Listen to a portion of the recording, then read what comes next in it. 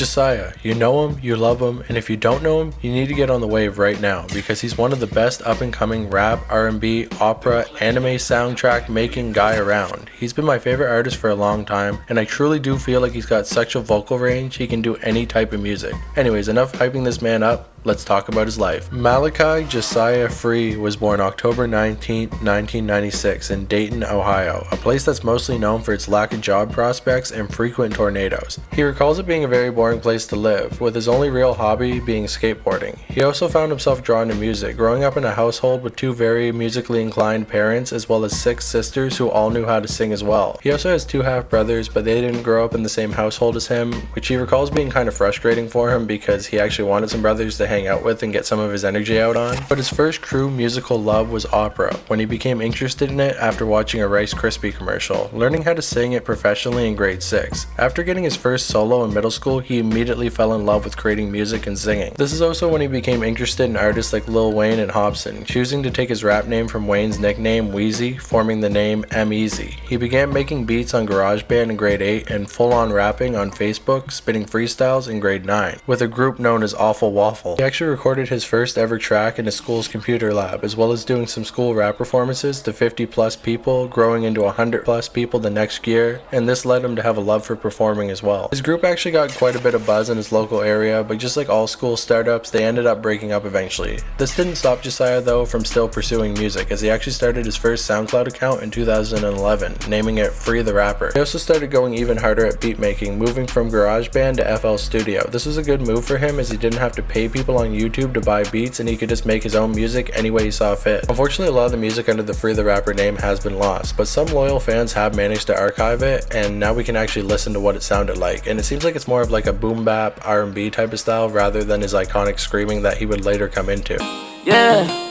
Baby, do you love me? Can you tell me now? Look at me, the prince, like I'm Alibaba. However, we can listen to one remaining track from the era called Shake, a collaboration song with another rapper named Grand Ace, an artist like Jasiah actually produced tracks for as far back as 2013, as well as another track called Water, which is just complete noise, like it's not even screaming or anything, he's just making noises. Boom.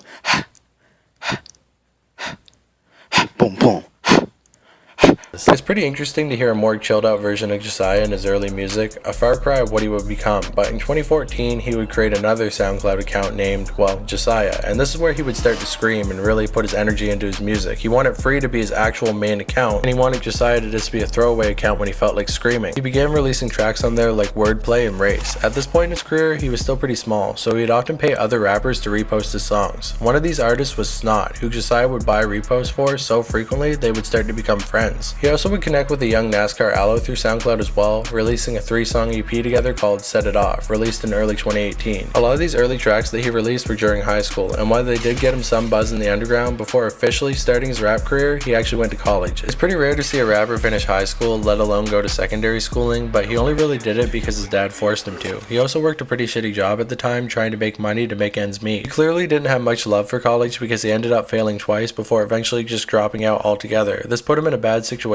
because his dad wasn't going to let him stay at the house if he wasn't going to be in school. But by some stroke of luck before that could happen, his track Ha Ha Ha actually caught the attention of the then poppin' rapper Ugly God, who reposted the track on his own Instagram, putting even more eyes on Jasiah. This is when Jasiah dropped the video for the track on HiveMind, which now sits at 600,000 plus views at the time of recording. He'd follow that up with the second video on the channel for his song Jump. Him and Snot would also drop a track on Elevator called Case 19, which went on to gain over 1 million views in a few short months. With 2 huge songs under his belt and a couple other low-key hits, he began to be seen as an up-and-comer in the game. By the end of 2018, he hopped on a Ronnie J beat, collaborating with young bands to make what I would consider the last authentic SoundCloud hit ever, Shenanigans. After blowing up on SoundCloud, the track would be reposted onto Elevator, and this is when it would go on to rack up insane numbers, officially putting Jasiah on the radar for labels to pick up. He also moved to LA around this time to get more connections in the rap game. He would live from Airbnb to Airbnb until he could actually find a full-time apartment. He would eventually get scoped out by 10K Project Projects, and I already know what you're thinking. Isn't 10K Projects the #1 label responsible for pushing out industry plants? Well, yes, that's true, but Jasiah himself was not a plant. He had an organic rise to the top, only to sign a deal after he began to pop. But from an outsider's perspective, it looked like he just blew up out of nowhere, so many people would call him one anyways. There was also a lot of fans at X who were very angry at him, calling him a clone because he also screamed in his raps, which honestly at this point just kinda comes with the territory of being a trap metal artist. Anyways, 10K got to quick work getting Jasiah set up in the industry, getting him connected to Lyrical Lemonade to release a video for his song Crisis, followed by a world star hip hop music video for his previously released track Shenanigans, as well as remixing his previously other released track Case 19 with a 6ix9ine feature. This track was also released with the world star hip hop music video that includes Travis Barker as Jasiah's lawyer. Unfortunately, this remix would remove Snot, and the label would also take down the original version, forming a rift between Snot and Jasiah for a time. This was later rectified in 2020 when the two went on tour together. It wasn't only Snot that he ended up pissing off though, as many other members of the underground, including Cameron Nazi, weren't very happy about this new song. Either way though, the song was a big hit and it rolled perfectly into his first album, Jasiah I Am, which was released in 2019. It ended up coming out to very mixed reviews from fans, and it definitely wasn't my favorite album either, as it kinda just seemed like a greatest hits compilation rather than an actual commercial release. He also appeared on the Masked Gorilla podcast around this time, which is kind of a more underground version of No Jumper that I definitely recommend you should check out. After that, he continued dropping music, gaining another big hit with his song Break Shit that was the leading single off his next mixtape, War, which did quite well and a bit better critically than his first project. In 2020, he was also nominated to appear on the XXL magazine as a freshman, but sadly he didn't end up making it because XXL really isn't interested in putting any new upcoming talent on his magazine. It just likes putting plants and weirdos. Sometime after 2021, Jasiah ended up ending his deal with 10K, instead choosing to switch to Atlantic Records. After that, he would drop his song Unintelligible with NASCAR Aloe, creating a contest where any person able to properly get the lyrics 100% right would win a PS5. No one ended up winning though. He also managed to link up with City Morgue to appear on their Volume 3 album on the track Cabin in the Woods. He also went on tour with Puya for a couple months in mid-2021. 2022 on the other hand was a slower year for Jasiah, only dropping a few singles and a couple features. His biggest release of the year was his track Right Now, featuring Travis Barker, who he originally collaborated with on his first album. Pretty cool to see that Travis Barker is still messing with Jasiah even after the 10K deal was over. If you didn't know, Travis Barker seems to have some sort of deal with 10K because he's always appearing alongside artists that they have signed, but it goes to show that he genuinely fucked with Jasiah even past the label. 2022 was kind of the calm before the storm though, because in 2023 Jasiah made headlines again for his insane fully blacked out face tattoo, meant to promote his album 3. This caught the attention of blogs and even got DJ Academics to share the picture on his own Instagram, getting everyone to talk about him and how he went too far. And of course Jasiah would play into this story, posting videos of himself rubbing on his face to prove that it wasn't just paint, but after a few months of this he would finally drop his project and reveal that it was actually paint all along. But let me tell you, 3 is the best body of work Jasiah has ever put out, showcasing all types of versatility and styles of music and truly proving he has a lot more talent than your average rapper. And in my opinion, out of anyone from the trap metal community, it really blows my mind he never blew up bigger than he is. He's definitely a big name and has some unmistakably iconic songs for the SoundCloud era, but he just never managed to hit that Lil Uzi or XXXTentacion level, which in my opinion is a huge blunder on the music industry's part. But fuck it, because I for one consider Jasiah my favorite rapper right now, and hopefully after watching this video, some of you will also consider him to be your favorite as well. So one more time, shout out Jasiah man, shout out Knife Gang, join my Discord, follow me on Instagram, subscribe, and if you're an upcoming artist in the trap metal or hyperpop field, hit me up and we can see about doing an interview to give you more attention, cause if the industry's not going to promote these genres, we gotta do it ourselves. Hashtag fucking Knife Gang, I'm the new No Jumper,